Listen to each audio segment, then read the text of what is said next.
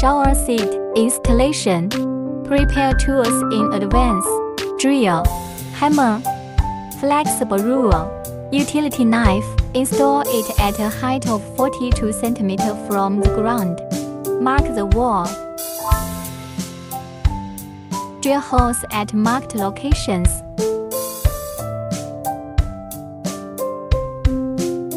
Install 10 cm of rubber granules at the drilling position.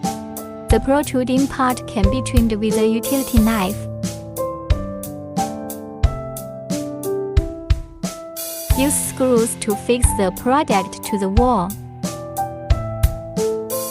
Use an electric drill to tighten the screws. Repeat the above steps. Finally, fasten the support cover.